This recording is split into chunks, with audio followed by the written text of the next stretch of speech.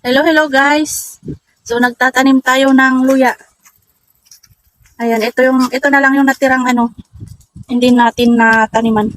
So yun na lang, wala na. Meron tayo ditong konti na ayan, tumubo na. Na-late na natin itong naitanim. Ayan.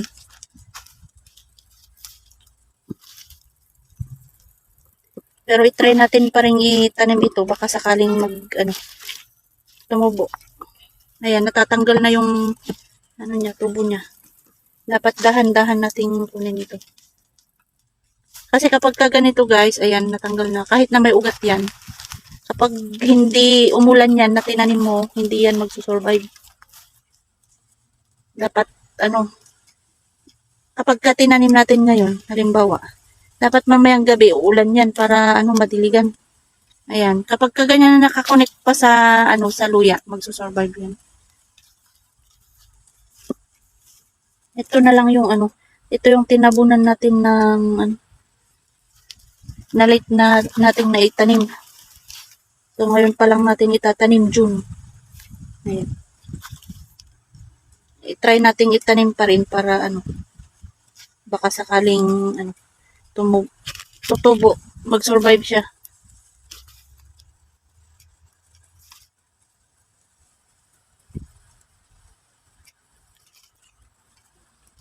Ayan. Ayan, yung mga ganito guys na napuputol, hindi na yan hindi na yan magsusurvive. Kailangan kasama yung niya, yung usbong. Katulad nito, ganyan dapat. Kaya kung itatanim natin yan, dapat dahan-dahan din kasi para hindi masira. Katulad nito, ayan, hindi na yan mabubuhay. Dapat pa rin siya dun sa may luya. Ayan.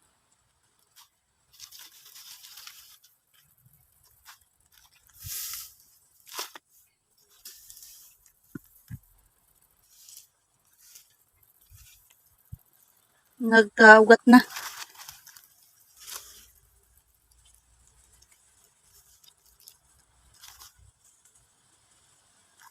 Ayan, magsusurvive pa rin yung mga yan basta nakakon lang siya.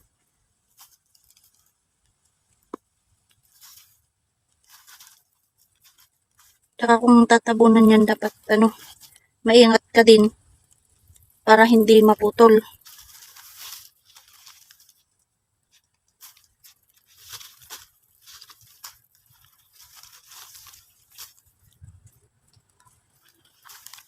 So, itatanim pa rin natin ito. Sayang naman.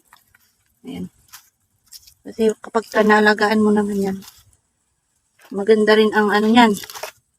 Malaki din ang aanihin mo dyan. Ayan, natanggal na yung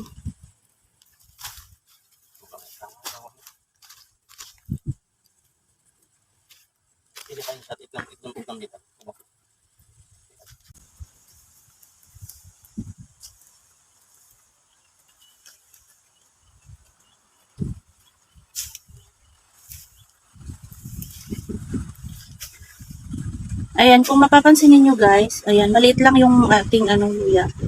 Pero malaki na yung tubo niya. Dati-dati guys, mga ganitong size ang tinatanim naming binhi. Nilalagay naming binhi. Pero since, ngayon kasi, naglagay na kami ng mga big size na mga binhi. Pero maganda rin yung mga ganitong size na ilalagay natin binhi. Ayan o. Pag tumubo din yan, malaki din ang malaki din ang ani dyan. Mga ganyan o. Ganitong size. Ayan. Natabunan kasi ng ng lupa ito kaya tumubo siya kaagad.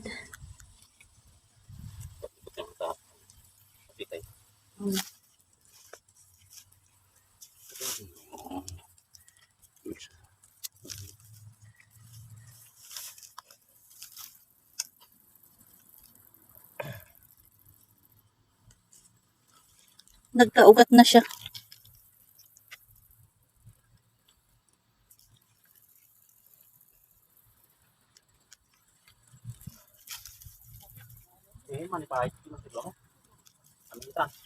Ayan, sayang ito.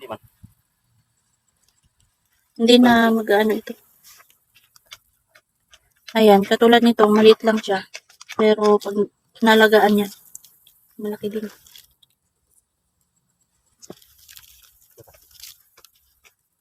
Ito malaki na. Pero itatry natin, ano, ayun, may dahon na. Pero itatry nating itanim.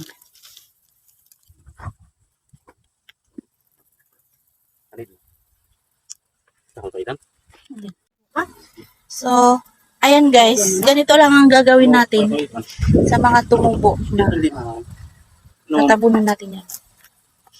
Di mana naman mga ulo. Video magkakalit mo. Okay. Ayan, umusubong na yung ating tinatanim na luya.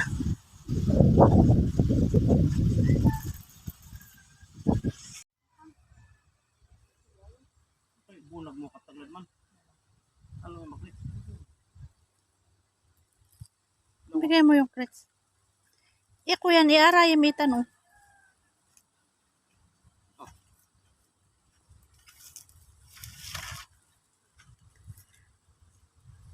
So, may na, ano, na sobrang maliliit. Ihuhukay na lang natin doon sa may gilid.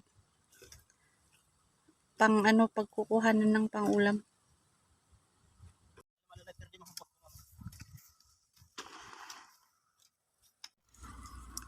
So, ito naman guys, yung naitanim natin noon. Ayan. Umuusbong na yung iba dito. May usbong na. So, titignan natin dyan sa baba. Tapos, kukuha tayo ng ganito. Ayan. Native ampalaya. Masarap tong isahog sa may ano, sa munggo. Ayan, meron pa dito. Ayan, so magtitingin pa tayo dyan sa baba.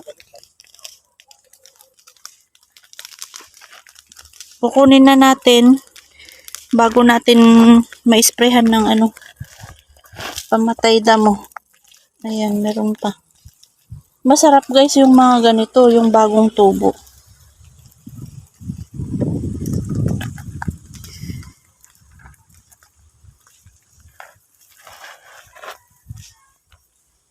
Ayan, umusbong na yung luya.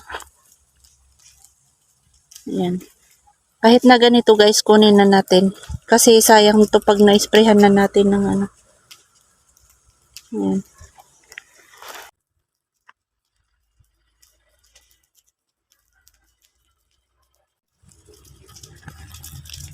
Ayan, may mga usbong na guys, oh.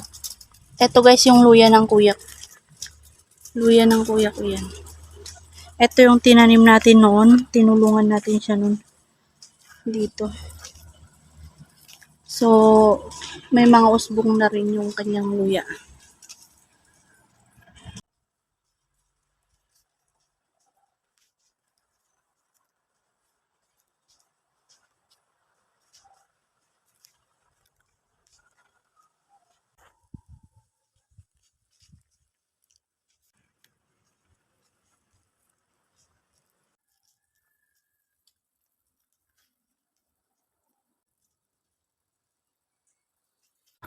So, bala ito guys yung dito sa unahan.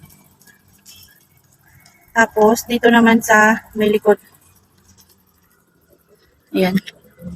Ito yung sa likod niya. So, puntahan natin guys. Tignan natin kung may mga umusbong na rin na luya. So, bali na medyo nahuli dito sa likod. Kaya parang wala pa. Ayan. Wala pang umusbong.